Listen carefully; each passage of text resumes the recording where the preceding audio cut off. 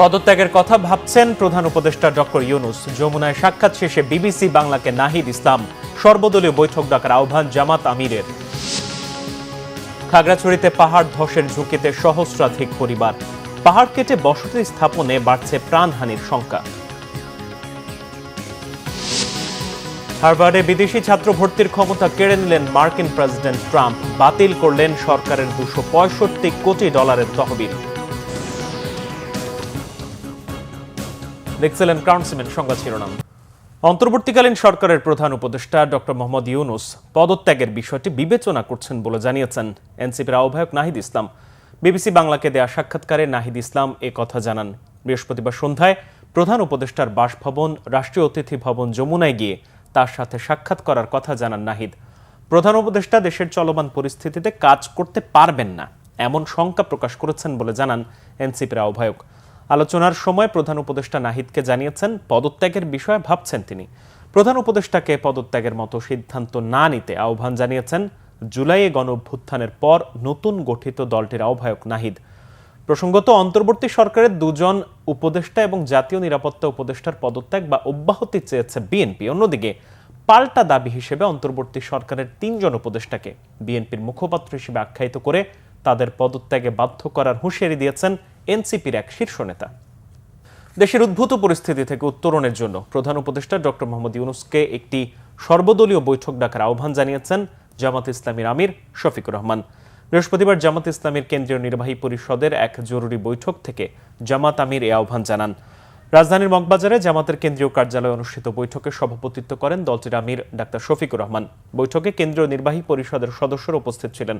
এ সময় দেশের সার্বিক পরিস্থিতি নিয়ে বিশদ আলোচনা করা হয়।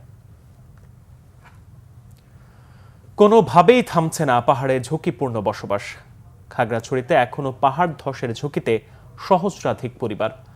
স্থানীয়দের অভিযোগ, বর্ষার সময় প্রশাসন নড়ে চড়ে বসলেও দৃশ্যমান কোনো পদক্ষেপ থাকে না সারা বছর। পাহাড় কেটে বসতি স্থাপনে বাড়ছে প্রাণহানির শঙ্কা। খাগড়াছড়ি প্রতিনিধি HM প্রফুল্লর তথ্য ছবিতে ডেস্ক রিপোর্ট।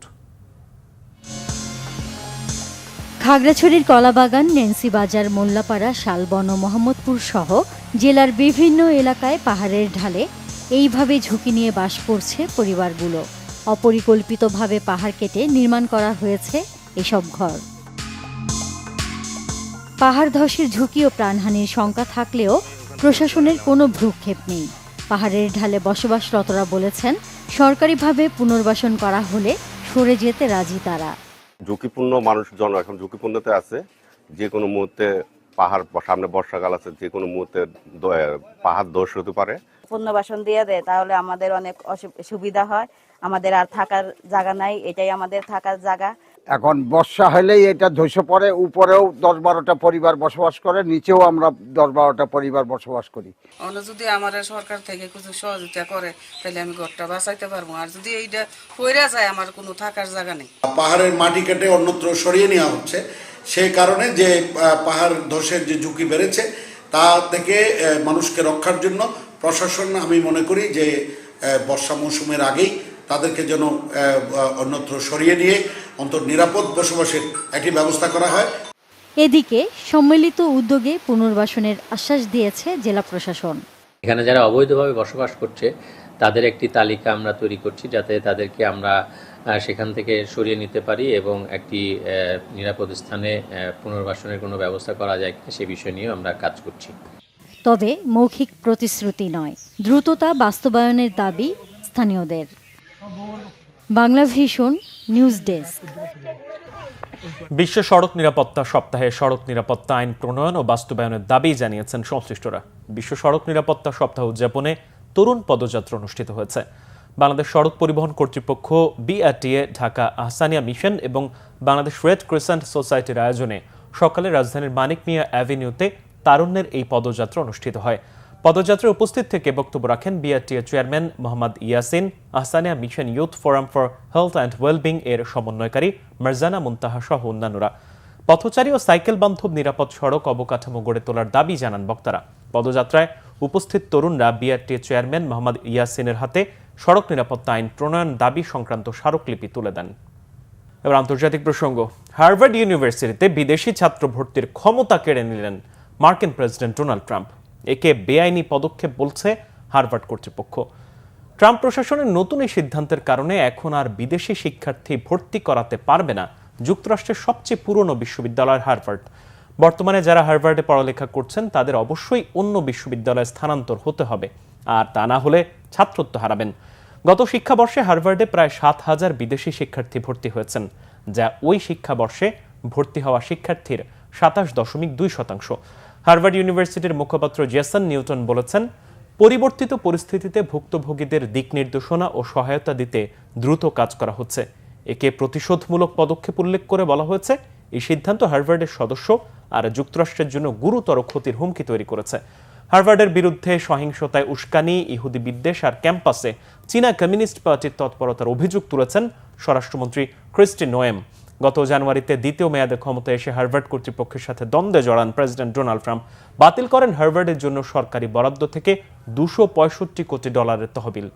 যুক্তরাষ্ট্রের ওয়াশিংটন ডিসিতে ইসরায়েলি দূতাবাসের 2 কর্মী গুলি করে হত্যার ঘটনায় গ্রেপ্তার ইলিয়াস রদ্রিগেজের বিচার শুরু হয়েছে। হত্যা মামলায় দোষী সাব্যস্ত হলে সর্বোচ্চ সাজা মৃত্যুদণ্ড হতে পারে তার। মার্কিন অ্যাটর্নি জিনি পিরো সংবাদ সম্মেলনে জানিয়েছেন, বুধবার রাতের ওই হামলাকে বিদ্বেষমূলক অপরাধ বা হেট ক্রাইম হিসেবে বিবেচনা করা হচ্ছে। নিঃসন্দেহে এটি মৃত্যুদণ্ড পাওয়ার মতো অপরাধ হলেও সিদ্ধান্ত আদালতের বলে মন্তব্য করেছেন তিনি।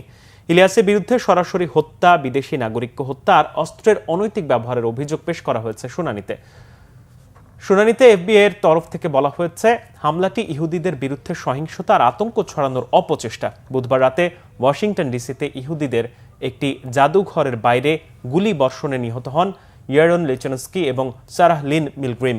আগামী সপ্তাহে জেরুজালেমে গিয়ে বিয়ে করার জন্য আংটি কিনেছিলেন তারা। এদের একজন দূতাবাসের রাজনৈতিক শাখার গবেষক এবং অপরজন সমন্বয়কের দায়িত্ব ছিলেন। গুলিবর্ষণের পর পুলিশ ঘটনাস্থল থেকে ইলিয়াসকে আটক করার সময় ফ্রি প্যালেস্টাইন বলে স্লোগান দিচ্ছিল সে। পরে তার বাসায় তল্লাশি চালিয়ে আলামত সংগ্রহ করে আইনশৃঙ্খলা বাহিনী। খেলা খবর PSL T20 এলিমিনেটর ম্যাচে 1 ওভারে 4 রান দিয়ে 1 উইকেট নেয়ার পরও আর বোলিং পাননি সাকিব আল হাসান। তার দল লাহোর কারান্দার্স অবশ্য করাচি কিংসের বিপক্ষে 6 উইকেটে জয় পায়। আজ দ্বিতীয় কোয়ালিফায়ারে প্রতিপক্ষ তাদের ইসলামাবাদ ইউনাইটেড। গত রোববার পেশোয়ার জলমির বিপক্ষে ম্যাচ দিয়ে প্রায় 6 মাস পর ক্রিকেটে ফেরেন সাকিব। রাওয়ালপিন্ডিতে সেই ম্যাচে ব্যাটিংয়ে প্রথম বলে বোল্ড হওয়ার পর বোলিংয়ে 2 ওভারে 18 রান দিয়ে উইকেট শূন্য ছিলেন বাংলাদেশের এই অলরাউন্ডার। 26 রানে জয় পাওয়া লাহোর বৃহস্পতিবার এলিমিনেটর ম্যাচে করাচির মোকাবিলা করে। লাহোরের গদ্দাফি স্টেডিয়ামে টস জিতে ব্যাটিংয়ে নামা করাচির বিপক্ষে 7ম ওভারে বোলিং পান সাকিব। করাচির স্কোর তখন 1 উইকেটে 70। 24 বলে 44 রান করে বিপজ্জনক হয়ে ওঠা ডেভিড ওয়ার্নার এই ওভারে 2 বল খেলে নিতে পারেন কেবল 2টি সিঙ্গেল।